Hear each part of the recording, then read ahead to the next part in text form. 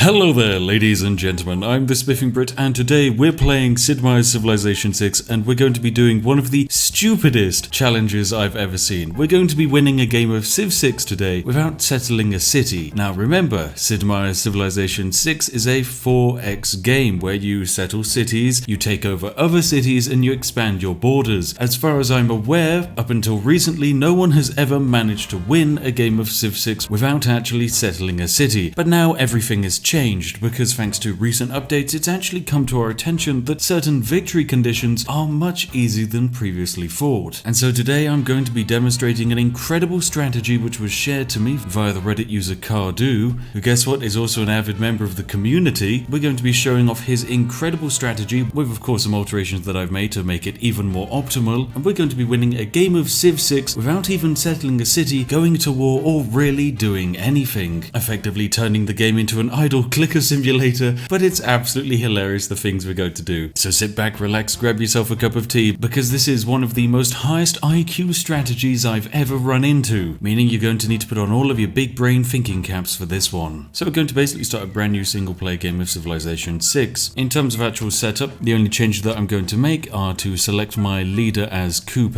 who is the leader of the Maori in this game. I'll also make sure to set the game to apocalypse mode, crank up to the maximum amount of city-states, and also this is entirely optional, but for the benefit of Coupe, we'll be playing on the archipelago map. Any map will do, but this is certainly going to be the surefire fastest way to get yourself a diplomatic victory. Now, why on earth are we picking Coupe? I'm sure as many of you know who've been playing Civilization 6 recently, there are some very overpowered nations out there.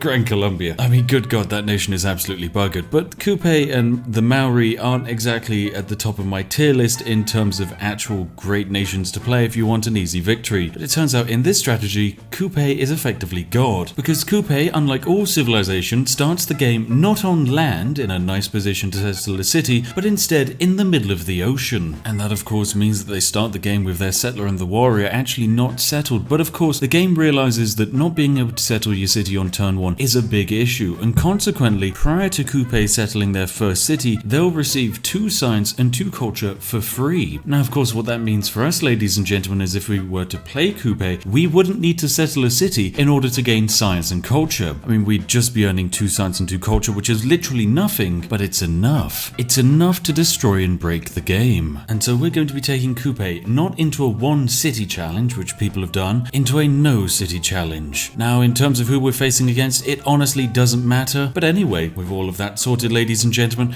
we're ready to throw ourselves into a brand new game with the legendary Coupe. Without further ado, make sure you sat back, relaxed, and hey, if you're feeling especially fantastic today, you might have even preemptively given a like to this video, and in that case, thank you very much. Now we've got some civilization history to write. So how do you think Spiff's going to cheese victory today? Do you think A, he's going to go for a no city challenge victory via conquering all the other AIs immediately before they get to settle? B, maybe he'll use religion to try and cheese his way around? Or C, will he just simply use gold and money to try and trick the AI into believing he is the most diplomatically influential being alive? There's only one way to find out, so let your votes be known. Now what we're going to do today, ladies and gentlemen, is to try and aim for one of the more stranger wins actually viable in this game, and one of the most widely ignored victory conditions. If you can believe it, we're going to be aiming for a diplomatic victory. The way the diplomatic victory works, very simply, is that it's the first to 20 points. You gain points via successfully voting on what other people voted for in the World Congress, but most importantly, thanks to recent updates, you also gain diplomatic points via simply giving people who've suffered a volcano gold, and provided you've given them the most gold, you get 2 diplomatic victory points. So the combination of World Congress and natural disasters is going to allow the Maori Empire to become the most diplomatically influential civilization ever without settling a city. So what are we going to do? Well, of course, turn 1, we're going to start researching. What are we going to start researching? If you can believe it, animal husbandry. It doesn't actually matter what we research, because at the end of the day, we can't do anything with the things we have researched. We're not settling a city, so it's not like we can build a library, and it's not like we can even train a builder to dig a quarry. We're going to be receiving no resources other than this 2 culture and this 2 science for the rest of the game. Anyway, let the search for civilization begin. Now, the advantages of starting as the Maori are that you are effectively invincible in the early game, because no other civilization can actually get onto sea tiles. Sure, they can get boats to go onto coastal tiles, but sea tiles miles. Now that's a real challenge. Anyway, we're just going to skirt our way around and oh my, we've discovered our first city-state, the city-state of Lahore. Now you don't actually have to do anything for the entirety of this game. We can 100% play the most relaxed game of civilization imaginable and just simply sit anywhere and wait for the game to be over. But in order to gain the most from this game, we're going to actually want to aggressively scout most of the known world. Because you see, by discovering city-states, we gain a nice healthy bonus. If you're the first person to discover a city-state, guess what? You get the first envoy there. Now, one envoy is not enough to change the entire world, but it is certainly a great start. Now, of course, don't be worried sending your settler out into the wider world. Normally, you'd want to make sure it's defended and protected, but in our case, we don't really need to, for one very simple reason. No one else is able to get access to water yet, meaning our settler is nice and safe. Oh, and there's also Vilnius and Jerusalem added to our collection. Lovely, so we're up to 6 city-states, which also means we've got 6 envoys lying around in the wider world. Look at that, that's fantastic. And fantastic, we've actually managed to research our first code of laws civic, which means that we're able to pick our first policies. Of course, all of these policies beyond discipline are useless because we don't have a capital to actually gain faith and gold in or production, meaning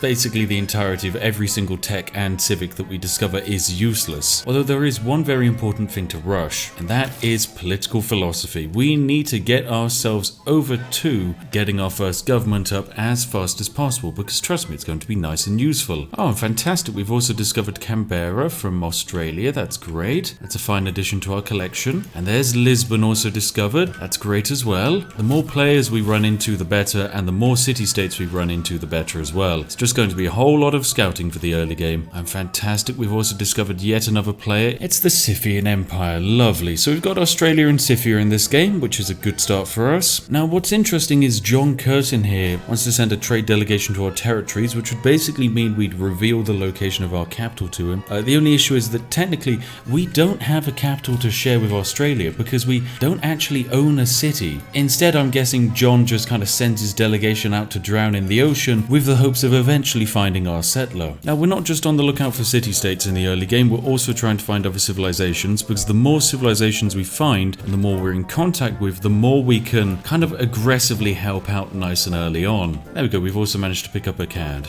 Oh, and lovely, we've also managed to discover Hungary. Ah, fantastic. So now we know that Hungary is roughly on this continent with Australia. That's brilliant. We're not actually going to have to deal with them, of course, because we will never settle a city ourselves. One thing which is very powerful about this strategy is that the AI won't actually ever declare war on us, simply because there is nothing to declare war on. The AI needs grievances in order to actually want to attack another player, but it's actually very difficult to generate grievances against someone who doesn't even own any land that you'd want to take. Ah, and fantastic. In a goodie hut, we've managed to pick ourselves up 20 horses. Now, using these horses ourselves is pretty redundant. We can't do anything with these horses, but what we can do is actually sell these to the AI. So I've just sold 2 horses over here to Scythia. Oh, and we've also discovered Cyrus, which is great. I'm pretty sure that means we've discovered almost every single civilization out there. Including ourselves, we've discovered 7 of the 8 players in this game, so we're getting pretty close. Now, the reason why we're able to discover all of these city-states and the AI isn't is quite simply because we have access to a very valuable technology, the ability to literally sail across any ocean in the world, meaning we get to meet all of the city-states first. We also get to meet all of the AIs first, and that makes us a very valuable civilization, especially for a diplomatic game, because it means we have eyes and ears everywhere. Oh my, there are so many goodie huts for me to grab. Lovely. And then my settler can grab this here, an extra 20 horses. Brilliant. Who am I going to sell this to? Scythia, do you want the horses? You've already got 30 horses. Brilliant. Okay, who wants horses? All right, Australia. Take 10 horses for 20 gold. Brilliant. A fantastic deal. What about you, Scotland? Do you want horses? What are you going to do with horses? You're going to give me 2 gold for 30 turns. That sounds brilliant. I'll take that. Persia, you're going to give me 20 gold as well. Fantastic. So we've just effectively sold the horses we found in tents and made 100 gold. 100 gold isn't much, but considering that our entire economy can't grow in this game, 100 gold is very useful. Now, of course, I do have other ways of getting around the fact that we can't grow an economy, which simply requires some pretty creative accounting. Oh, and in a goodie hut here, we managed to pick up 20 diplomatic favor. Now, that is actually a very valuable item. Diplomatic favor is going to basically become our trading points for this entire game. Ah, and as you can see, immediately Hungary wants to try and take it from us. They want 20 diplomatic favor, but in return, they're going to give give us 7 gold for the next 30 turns, which is actually a huge amount of gold. That's well over 100 gold for us, which we're of course going to take, considering we got the Diplo favor for free. Now, in a logical game of Civilization 6, Diplo favor is the way you win a diplomatic victory. You use the diplomatic favor to vote on various policies, and provided you win, you're going to be gaining diplomatic victory points. However, that's not actually how the system really works. You see, with creative exploitation, we're going to be using gold to win a diplomatic victory instead. And fantastic, we've discovered the final player. It's England, or Eleanor of Aquitaine, and that's actually going to be quite beneficial for us because she's going to be a diplomatically focused civ. Now, you might think actually winning a diplomatic victory with another diplomatically focused civ is going to make it more difficult, but actually it makes it easier because it means they will always be voting for themselves, and provided you have an AI who will always vote for themselves, that's actually votes which aren't spent trying to screw you over, which is actually what you want. And with all of this exploration, I think it's probably time we actually start heading on home. And by home I mean we're going to be settling on this continent here because we have Jerusalem, Ingazagamu, and Antonovo, and considering it as free city-states, it probably shouldn't attract the attention of the AI, and we'll just be able to sit there and hopefully avoid any natural disasters for the entirety of the game. Oh, and there we go. In 1760 BC, we've completed the first circumnavigation of the world. What, that's over 2,000 years early?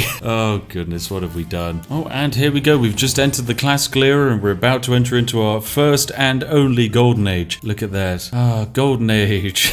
We've really deserved this. Now, naturally, there's some brilliant Golden Age bonuses in Civilization that you're going to want to pick up. We can do nothing with any of these. I mean, +2 movement for all builders. I mean, we don't have any builders, we don't have any speciality districts, we don't have any commercial hubs, and we don't have a religion. So we can basically do nothing with this Golden Age beyond just make it look fancy. Now, of course, the fact that we gain 2 culture per turn means that we do slowly actually research things in the culture tree. It's just going to take a very long time for us to make any progress, but in 2 turns we're going to gain access to one of our limited money making abilities. Right, ta-da, it's turn 71, we've just researched early empire, and this is going to allow us to pick up the one important governor. It's Armani, who we can assign to just about anywhere. You know what, I think we might as well assign them to Jerusalem, seeing as we found them. Also, it's allowed us to start trading open borders, so we can go to Scotland here and go, hey, I've got open borders, and Scotland's going to give me 13 gold for open borders. What open borders Scotland are getting from this deal, I do not know, because I don't actually have a land border. It's not like I have a city which you're now allowed to walk through, but it doesn't stop Robert the Bruce of Scotland giving me 13 gold and being like, I'm sure there's probably a city of yours out there somewhere and we'd like to walk through it. The same strategy works with all of the other AIs, and of course some will like open borders more than others. Hungary wants 14 gold for it. Other civilizations won't give you that much. Persia over here wants to actually give me 60 gold for open borders, which is fantastic, so thank you, Persia. That's 2 gold over 30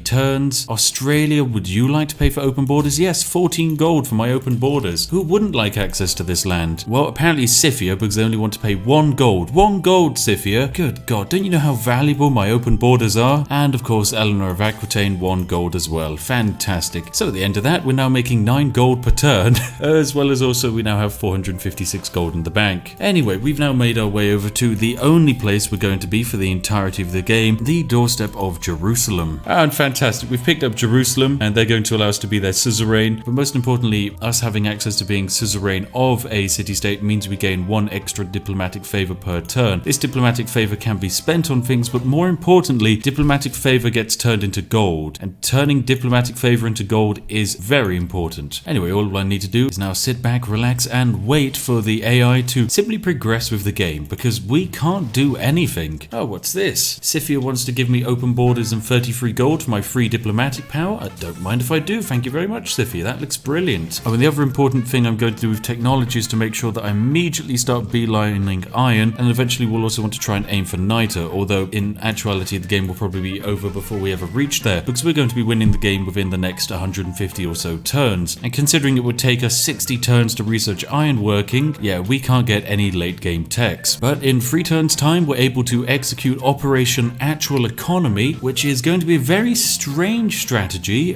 which makes basically no sense, but it's going to allow us to milk endless money from the AI in a way which doesn't involve diplomatic power. You see, what we're going to do, we're going to promote our Marnie here and giving her the perk Affluence. Affluence means that we receive an additional strategic resource per turn for each resource that we've revealed. On paper, what this actually means is our Marnie will now be giving us 1 horse per turn to trade, and as soon as we discover iron, we'll also be gaining 1 iron per turn. This is actually a huge deal. Anyway, we're now researching political philosophy, which will take us 30 turns, but as soon as we pick it up, we'll be able to actually get some things rolling. But as you will notice, we're now gaining a horse per turn, and we can of course take this horse to someone like, say, Eleanor of Aquitaine and sell her 2 horses for 7 gold, simply because she doesn't exactly have access to horses, so is willing to pay quite a nice premium for them. But for the time being, we're mostly going to be sat and waiting for the game to progress, and of course most importantly waiting for political philosophy to roll around. But already our economy is looking quite good with 570 gold in the bank, which of course we're not going to spend on anything because we don't have to. The only thing we have to actually be careful of is losing our settler, because all it takes is 1 tornado to come sweeping through and our settler's dead. So just make sure to keep them on relatively safe tiles and keep your eye out for any natural disasters. Bam! I've jumped into the midpoint of the video when you were least expecting me to tell you that I've just had a conversation with the legendary Coupe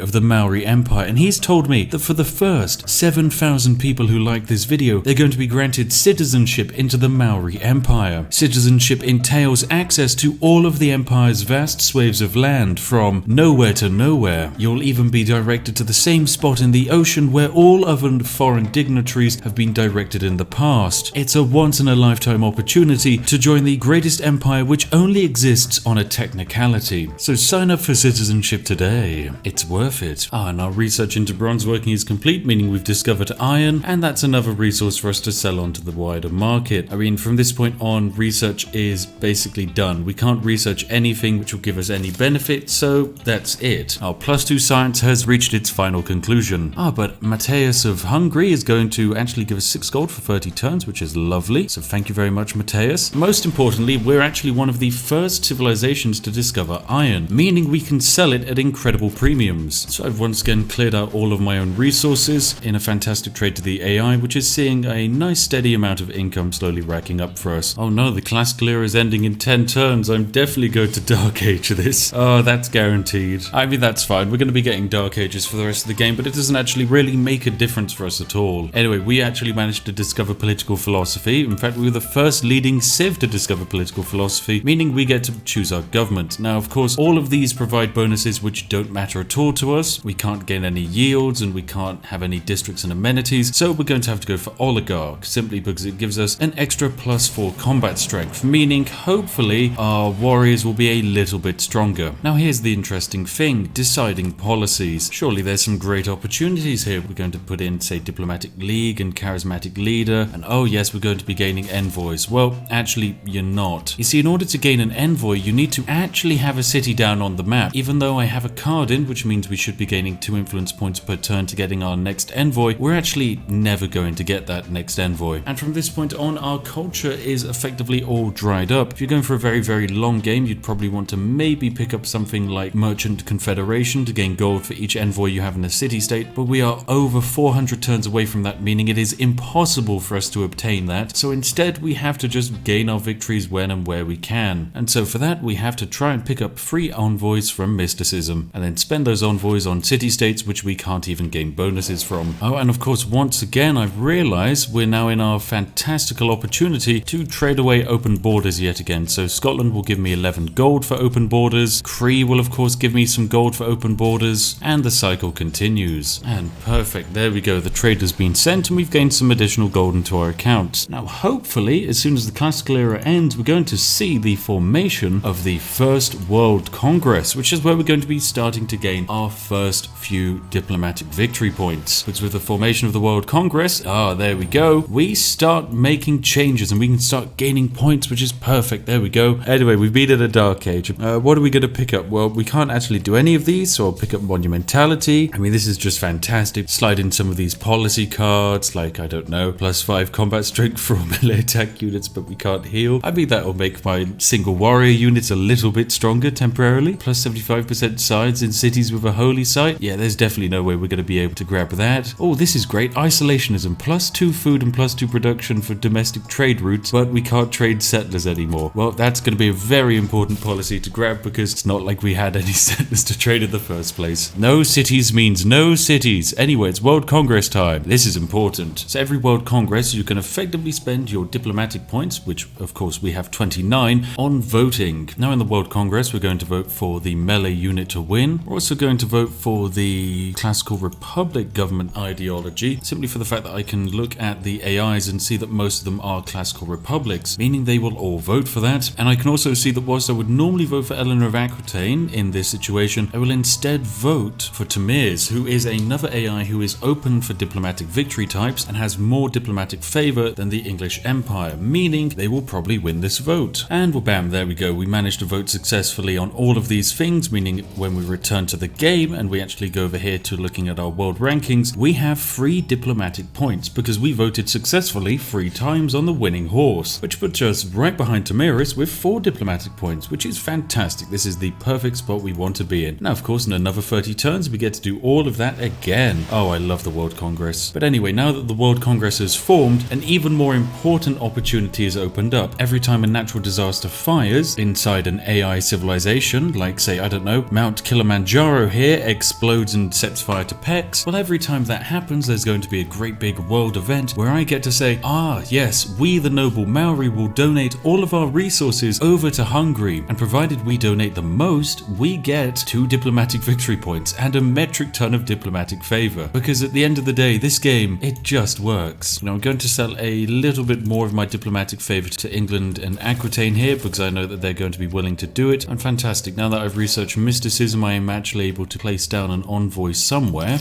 and in about 80 turns time, I'll even be able to get another envoy down somewhere as well. We might even win a city-state like this. My goodness, that would be insane. Now what I'm going to do is I'm going to invest this envoy into Ngazagamu because it's a neighboring city-state. Provided we can win it over, well, that would be fantastic, and it would actually allow us to gain yet another diplomatic favor per turn. We're now making 2 per turn because we get 1 from our government type and 1 from being suzerain of Jerusalem, which is a great spot to be in. And fantastic, there's a mega colossal eruption in the world somewhere and it's attacked one of these players. What that actually means for us is that there's going to be a World Congress meeting next turn, and that World Congress is going to allow us to start stealing diplomatic power. And fantastic, Cree has been subject to a natural disaster and we get to help them recover. Now, because Cree isn't exactly the most widely liked on the world stage, we're actually going to have to invest a little bit of diplomatic favor into making sure this passes. Normally, this isn't necessarily a great idea, but it actually is very important for us because we need this to pass. If it passes, we can win 2 diplomatic victory points, but most importantly, 150 diplomatic favor will also be ours. So naturally, we're going to get this to pass. Fantastic. And everyone who voted no, which is everyone but me and Poundmaker, are going to be in this. Oh my goodness. Okay, so because everyone voted no because they hate the Cree, we will win this no matter what. All we have to do to win the 2 diplomatic victory points and the 150 diplomatic favor is make sure we have the highest score. How do we get the highest score when we're the only person competing? Well, it's very simple. We make a deal and we go to him. We don't give him 100 gold, ladies and gentlemen. We give him 1 gold coin, okay? That's it. 1 single gold coin to the Cree, and we can just hit end turn. And in 30 turns time, ladies and gentlemen, we are going to win 2 diplomatic victory points and 150 diplomatic favor. All it cost us was 30 diplomatic favor. Oh god, this is exceedingly dumb. I love this game. I really do. Oh, it's fantastic. It really is. Now the thing is, if you're ever doing an aid request and another AI has decided to join in on the aid request, here's what I recommend you do. Let's say Eleanor of Aquitaine decides to join the aid request and give Coupe gold in return for potentially winning diplomatic victory points. Well, what you want to do is sell your diplomatic favor to her for gold, because she can't use the diplomatic favor to win the actual competition, and you can use her gold to win the competition. Provided you don't ever spend more diplomatic favor than you're going to get back from winning, it's basically a win-win situation. You get more gold and you also slow down your AI competition. Oh, and it's World Congress time, ladies and gentlemen. Perfect. So who's voting in this? Well, people want the cost of purchasing military units decreased. I know that the AI generally will choose this to be gold. Chosen diplomatic player wins 2 victory points. I'm going to hazard a guess and say this time, given their increase in diplomatic favor, it's either probably going to be Eleanor of Aquitaine. And 20% faster growth in cities, I'm also going to guess that could be Eleanor of Aquitaine. Right, let's see who wins. Oh, and it's fantastic. we got it all right. Eleanor of Aquitaine wins all of those votes. Remember, we don't gain anything from any of this because what votes can we win? We don't gain any bonuses, we can't buy units anyway, so it makes sense for us to just back the people who are going to win. And by backing those people, we're now up to 6 diplomatic victory points, which makes us tied with England. We haven't even won the vote to gain diplomatic victory points yet, because you don't need to win that vote. If anything, if you were in a multiplayer game, people would probably notice you were getting close to winning. Now, sadly, the AI has intervened and kicked me out of Jerusalem by sinking 2 additional envoys there. This is not the worst case scenario, but what it basically means is I need to reassign my governor to a different city-state which we can become suzerain of. And I think the easiest one for us would be Singapore. So let's do that. So we're going to reassign Omani here all the way over to Singapore. And we don't particularly gain much of a benefit beyond the fact that she will give us an additional diplomatic favor per turn. And that one diplomatic favor could be worth anywhere between 5 to 15 gold, depending on who you're trading with. And fantastic, we've taken control of Singapore. That's given us some era score, but most importantly, 1 extra diplomatic favor point. And the medieval era is about to come to an end as well. Fantastic stuff. It's another Dark Age, ladies and gentlemen. Oh, and good news, next turn, we're going to win our competition. We've managed to get first place and get the gold tier rewards, which means we'll get 2 diplomatic victory points next turn, as well as 150 diplomatic favor. So let's hit end turn and claim our rewards. Oh, lovely. Would you look at that? 100 diplomatic points are ours. Apparently we don't also get to steal the bronze rank, but that's fine. For 2 gold, I'm pretty happy with 100 diplomatic favor, as well as also 2 additional diplomatic victory points, meaning we're now in the lead for diplomatic victories. All we have to do now is sit around and wait for the next natural disaster to rock an AI civilization. And don't worry, it's going to come nice and quickly because this is apocalypse mode, and also thanks to the way that the world climate is now done, there's basically a 39% chance every turn of a volcano going off, and the more and more pollution is created, basically the more events we'll have where we get opportunities to give the AI gold in return for diplomatic victory points. Oh, what's that? Mega colossal eruption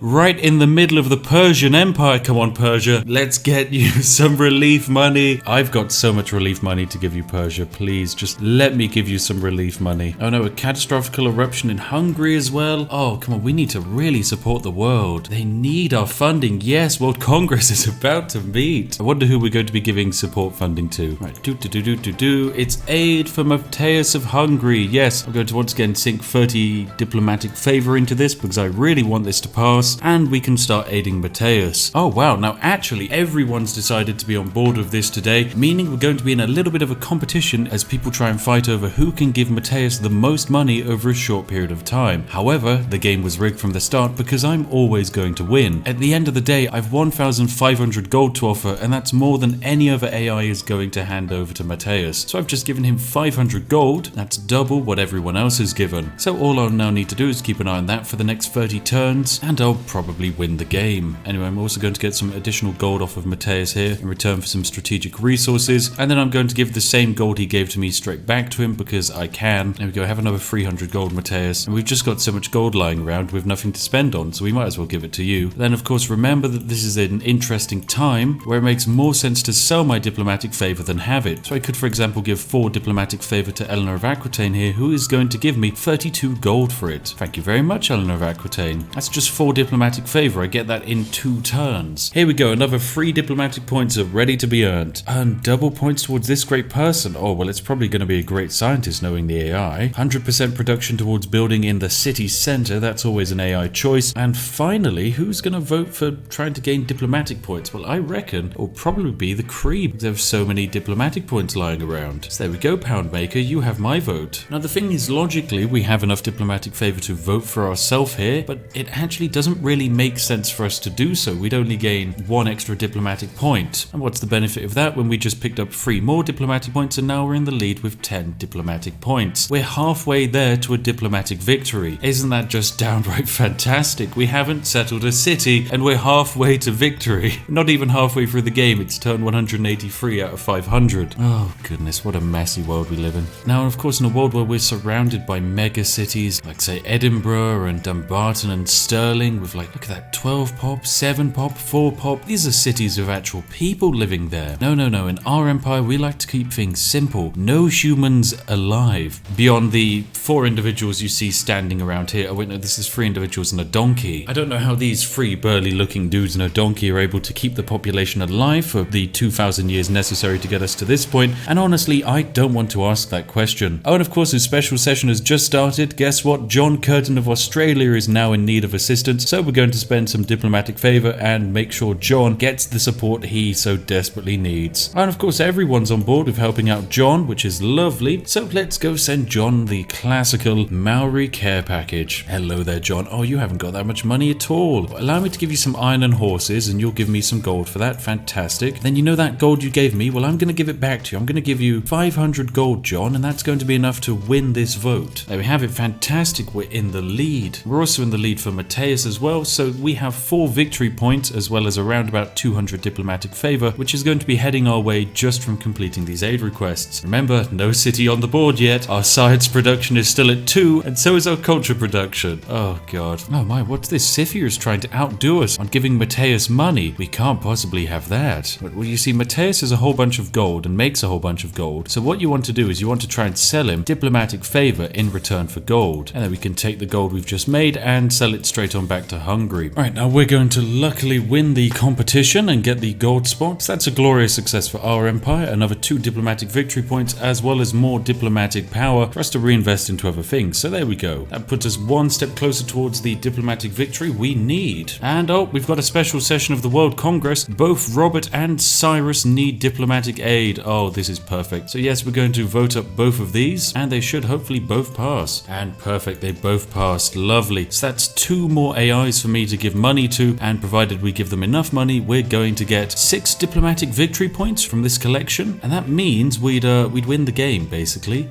because all we need to do is just get 2 points in this next World Congress, which is going to be very easy. And with the additional gold income we're making, which is about 58 gold per turn, we're going to be sinking this into winning our lovely aid competitions. And of course, the next session of the World Congress, well, it makes sense for me to actually vote for what's going to come next. I'm going to hazard a guess and say that Poundmaker is going to win the diplomatic victory points for the sole reason that it's 323 lying around, so it's pretty much guaranteed to win this vote. When it comes to chopping and clearing, normally people go for something dumb like rainforest, because that's the AI. And then in terms of religion, pretty sure it's Shinto who's going to win, because that's very aggressively owned by Hungary. Right, let's see how this does. And there we go, fantastic. We passed with flying colors, and hopefully we should pick up 3 more diplomatic victory points from this. Yep, so we're up to 15, meaning if we win these 3 options here, we've basically won the game. Fantastic. And the best thing is there's nothing the AI can do to stop us, because they can't vote to lower our diplomatic victory points for another 30 turns. So all we've got to do is win the game in 25 turns, which is actually surprisingly simple. Anyway, we need to give a little bit more gold for John Curtin over here, but luckily we have about 800 lying around. So there we go, have 200 gold. Australia, perfect. Fantastic. We're getting pretty close to winning the game now. Right, we're about 300 ahead of England in terms of our support for Australia. We've given almost 2,000 gold to Australia just in order to win this, and bearing in mind this is 2,000 gold which we've managed to accrue from doing nothing. We haven't settled a city, we haven't got a market up and running, yet we've managed to get this 2,000 gold from just selling diplomatic favor to the AI, along with resources which we're pulling out of thin air thanks to one of our lovely advisors. Right, you know what, we're going to try and take over Cyrus next, so let's give him a whole bunch of gold. Cyrus, have our 325 gold, my friend. I'd like to win this vote, please. Alright, now Sifia's just tried to snipe Australia out from underneath me, so naturally I've got to try and get all of their gold off of them. So that's going to cost us 30 diplomatic favor to get 300 gold from them. Thank you, Sifia. And then I need to sink this 300 gold into Australia. Right here, Australia, take 300 gold, and hopefully that should be enough for us to guarantee the victory on this. Oh, we're going to need more than 300 gold. Alright, Australia, fine. Take all of my remaining money, 123. Go for it. Come on, Australia, give us the win. Yes, we got first place by 142 points, meaning we get 2 diplomatic victory points as well as 100 diplomatic favor, which actually equates to about 1,000 gold, because of course we can convert it into at least 1,000 gold with the AI. But that's off to a good start. We just need to win these next 2 and then we've secured our spot in this game. Oh, and there we go. Thank God we managed to win the John Curtin Australia deal. We've sank 2,397 gold into it, but we got 2 diplomatic victory points and 100 diplomatic favor. That 100 diplomatic favor we're going to have to convert back into gold and of course sink into winning these. Cyrus, we're pretty much halfway there. Our biggest issue of course is the Scythian Empire just have too much money to throw around, so we basically need to continuously drain their banks every single turn with very creative trade deals. Now I've reached the conclusion that it's actually impossible for us to win either of these. Scythia's economy base is just simply too powerful for us to win either of these top aid requests, so technically that means we've sadly sunk 1,700 gold down the drain, which could have been spent on the 2 next aid requests which are much more viable. The aid requests for the Scythian and Cree Empire, now they're certainly much easier, because for the Scythian Empire, the Scythia can't actually weigh in on this, and for the Poundmaker one, well, there's basically only 3 of us trying to actually sway in here, which will make it nice and easy for me to actually win. Now what matters is simply saving our diplomatic favor for a very important time, and for us that time's going to be the World Congress, which is in 1 turn's time and should be nice and important. Oh, and of course a lovely World Congress. Brilliant. Now this is a great opportunity for us because we're going to get to hopefully gain some diplomatic victory points, or in the very least not lose them. See, what's going to happen now is the AI will always vote down for us to lose diplomatic victory points. There's nothing we can do to stop this. It's effectively 7 versus 1, so we can't win that debate. But the debates we can win are the Public Works Program and mercenary companies. We know that the AI will always vote gold purchasing to be cheaper, and when it comes to projects, they're actually going to vote for the exoplanet expedition because for some reason the AI is very silly. And even though I'm pretty sure no one actually has the research to do an exoplanet expedition, I mean, I don't know because I'm not actually involved in the modern world, but yep, that was the one they'd vote for. They always vote for sciencey ones. But there we go, we've lost 2 diplomatic victory points, but because we voted for ourselves to lose diplomatic victory points, we only lose 1 point. And because we voted successfully on the other options, we're still sat at 17 diplomatic victory points. Oh, what a lovely spot to be in. Right, now we need to start winning some of these aid challenges. The easiest one and the one we're guaranteed to win is the one for Poundmaker. So let's give all of our wealth over to Poundmaker. Now what I'm going to do is I'm going to trade all of my diplomatic points to Scythia once again, and hopefully that should leave me sat with about 549 gold, which should get me close to trying to overtake the donation goal for Poundmaker. And once we take the top spot, that's a further 2 diplomatic victory points for us, which will get us to 19 victory points, meaning we'll be 1 step away from winning our diplomatic victory. Now luckily I'm pretty sure we've just managed to snipe out the donation target of Poundmaker and beat Hungary to the #1 spot, which is perfect news for us. Basically taken all of our fantastical persuasion to get to this point, but it's actually been enough. There we go, that's 2 diplomatic victory points for us, and that will put us 1 diplomatic victory point away from winning. 19 out of 20. There we go. We've almost done it, ladies and gentlemen, and we're only just halfway into the game. And here we go, it's World Congress time. Oh, this will be very important. Right, and then for this World Congress, I'm voting for writing, Classical Republic, myself to lose points, and the World's Fair to happen. And hopefully this is all the correct votes. And provided that's the case, we won't lose. Oh my god, it actually worked. Oh my god, they were all the right votes. Oh my god, we won the game.